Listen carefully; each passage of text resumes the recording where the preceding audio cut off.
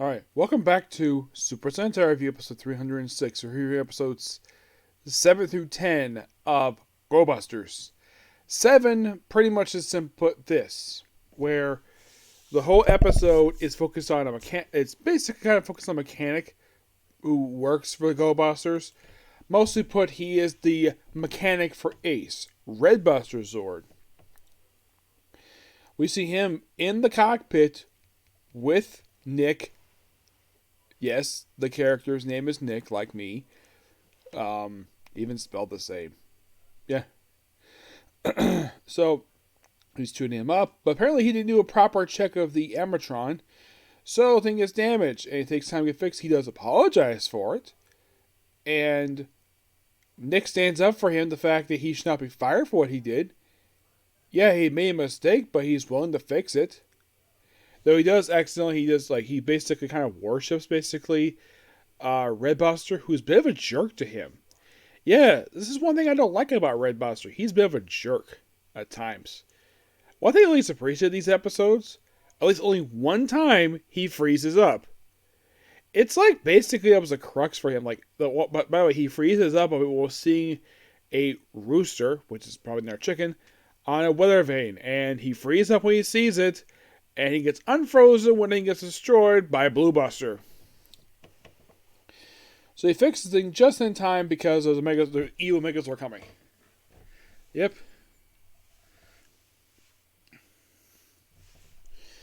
But I thought it was a really interesting episode. The guy's a good position team. Now, you might be curious though, does this guy ever appear outside this one episode? No. He's a one-shot character.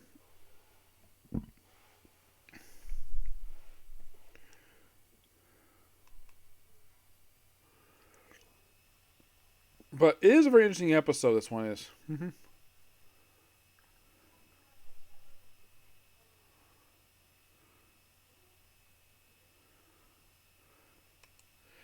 Oh yeah, this is also the one where, get this. Inter decides to transform a train into a monster.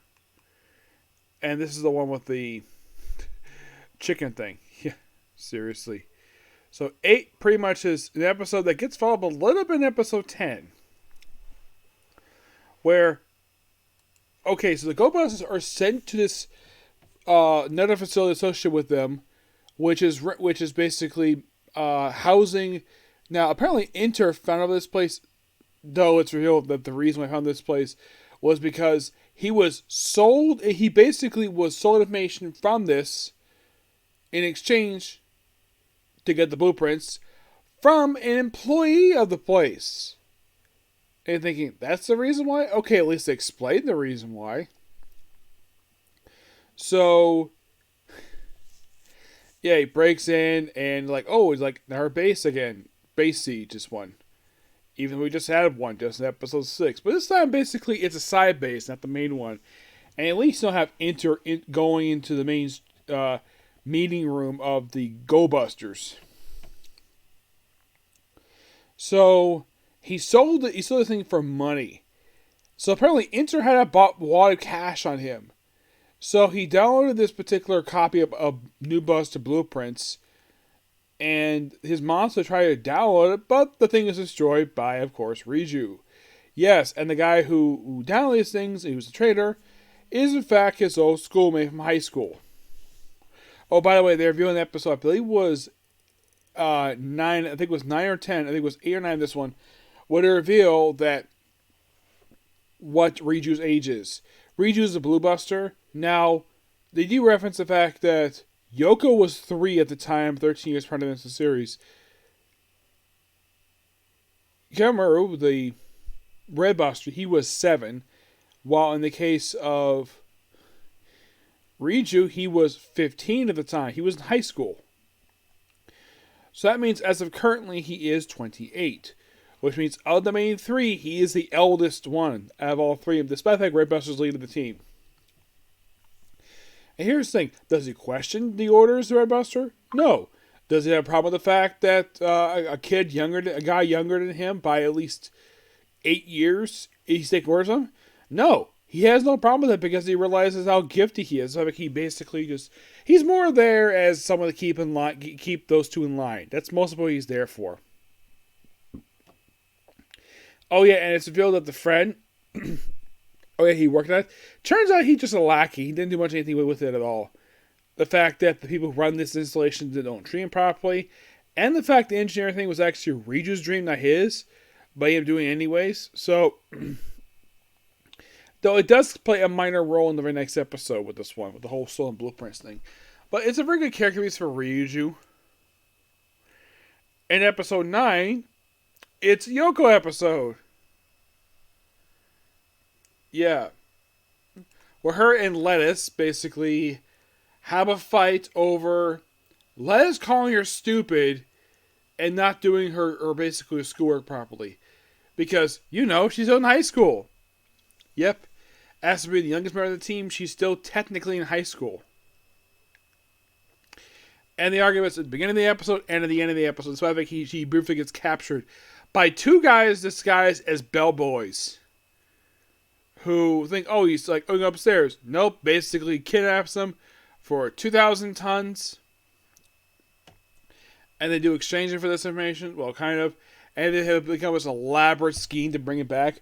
And here's the thing. The Energy Management Center is not responsible for this one. They're basically hands off. Basically, because the fact this is a buddy robot got kidnapped, Special Ops, aka the Go Busters, they're responsible for it. And I'm like, that actually is not a bad idea to do because it's one small robot. It's associated with them, not the Energy Management Corps. And this actually was a pretty smart idea because Inter is not involved with this at all. This whole kidnapping thing at first until a little bit later. But this was a good episode. They reunite. They do a thing where they bring in the two people who work for the Go Buster Man, the two controllers, and the female member. What is her name? Mahio. Have her disguised as Yoko, and Toru disguised as Himaru.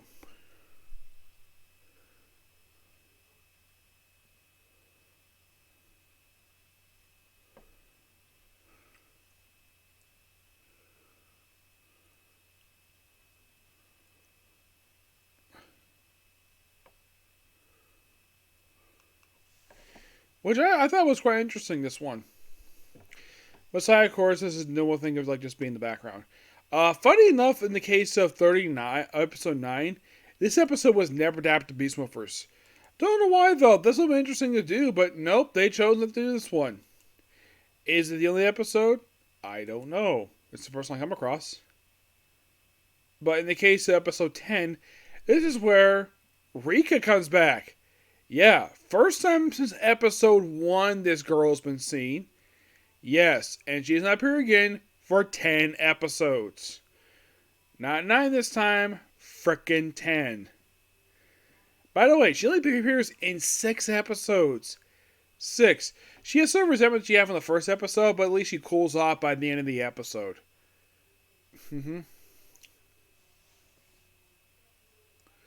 Because she thinks that basically might cause separation of family, and she blames Nick for basically supposedly forcing her younger brother to do this, and he tries to explain to her this, and Hammer explains to her that this too, basically she doesn't know more of him than Nick. He explains he does it because he wants to, not because somebody told him to do it, not because he was forced to do it, because he wanted to of his own free will. And you see him participate in rescuing hostages. And that's kind of the story of the episode. It's a bit of basically focused on Red Bus this one, which is fine. Though, of course, the whole side plot is, oh, we had this metal, not Emadron this time, a metal that they're stealing in order to basically make more Megazords. And apparently, Enter basically points out, though, yeah, you won this match, but I win this. So yeah, it's a kind of a draw in a way where both sides win. Yeah, the Go Busters get the hostages and Enter gets the medal. This special made up medal for the series. Data Lithium. And you're probably thinking, was this episode adapted for the Go Busters? No, Beast Morphers. Yes. Yes, it was. But it was a two-parter. Yep, it's two-parter.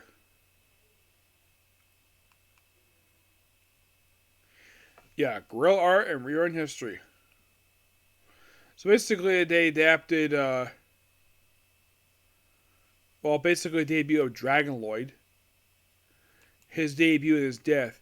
Yeah, apparently in... Oh yeah, this guy was Volgor in Beast Morphers.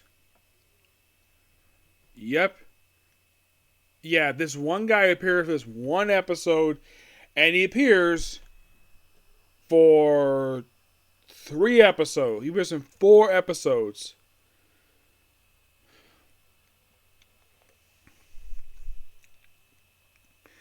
I thought it was an interesting villain. It just seems as though, like... Okay, so... They practically made... This is not the first thing this has happened where Power Rangers taking a one-shot character and made into a character appear for 3 episodes. Looking at you, Waterhog from Alien Rangers, who appeared for the last 3 episodes. As a matter of fact, he appeared for 1 episode of Kaku Ranger. Yes, Power Rangers would do this. They would expand, it would stretch out a character's time on the show just cause. By the way, is he a major threat in Go Busters? Not really, just Monster Week. But definitely 4 good episodes, and I can't wait to discuss next 4. Especially since we're going to see a debut of a new Ranger soon. Yep. But yeah, let's take a view. What's the comic card I figured though? Just do my anime next. Next we're going to do Tales of Wedding Rings. Please be sure to like, comment, subscribe, turn notifications, and do not hit that like button, okay? Next video. Bye.